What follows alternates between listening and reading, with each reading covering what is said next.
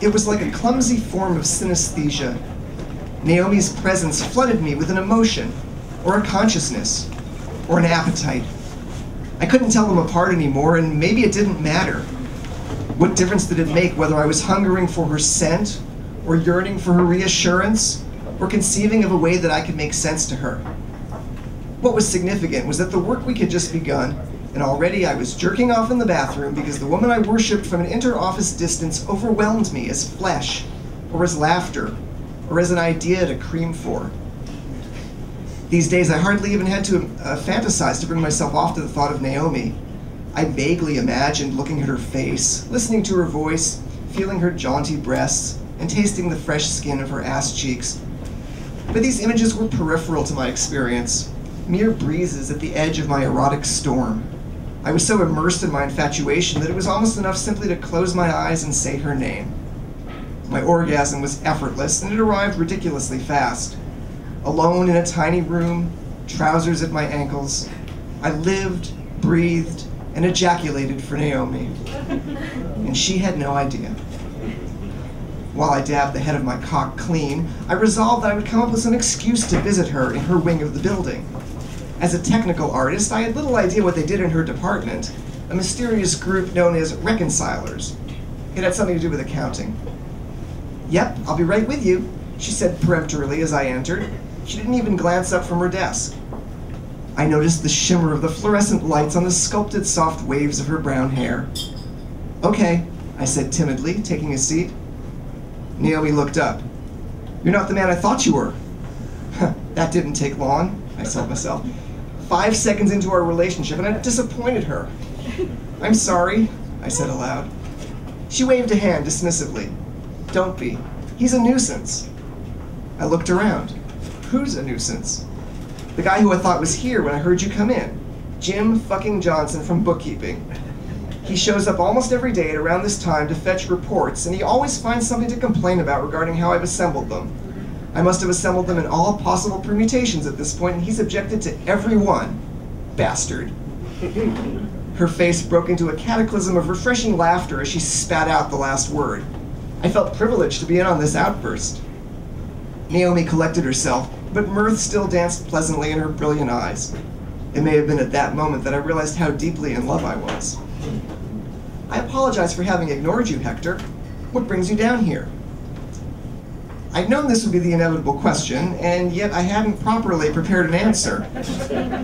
The real answer, that I wanted to take Naomi to bed with me forever, was, of course, my little secret.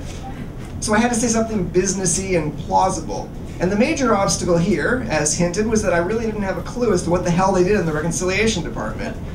So I tried to reconcile myself to the fact that I would most likely end up looking like a fool, and I just plunged in.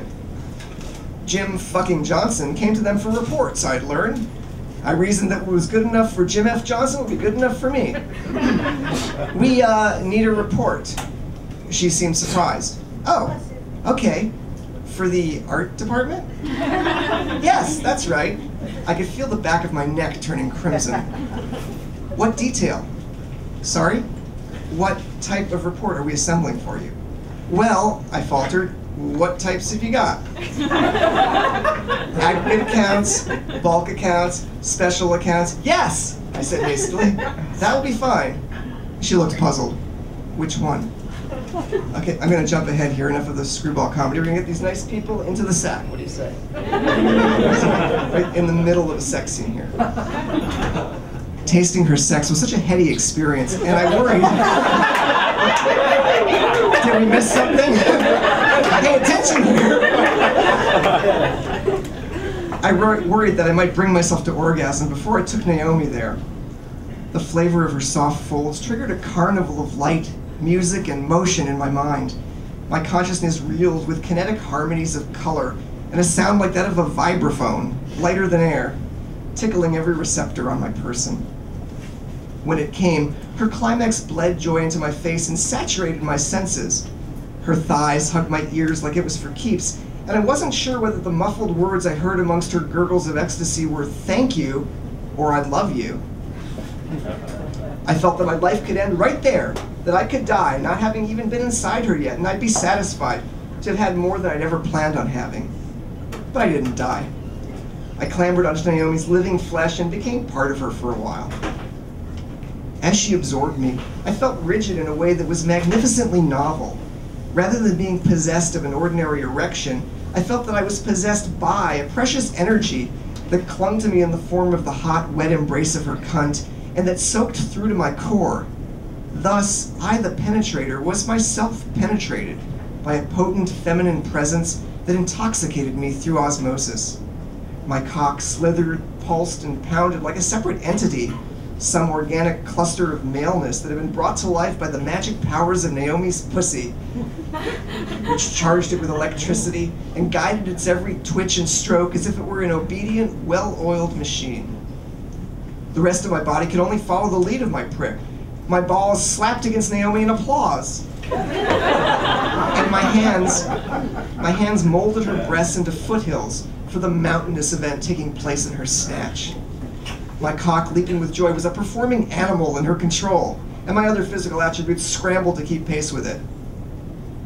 I watched her eyes the whole time. They were wide with unanticipated delight. Even more than the impossibly lush sensation of her cunt squeezing me into my own crazy paradise, I remember Naomi's eyes that first time. When I lost control and set my fingers just in time on a mad dash for her clit, her eyes lit up a notch further. She screamed intimately in my face as I emptied my soul into her. I drifted towards sleep in Naomi's arms. The sheets smelled like her pleasure. The wood of the bed frame smelled like security, and the room smelled like trust.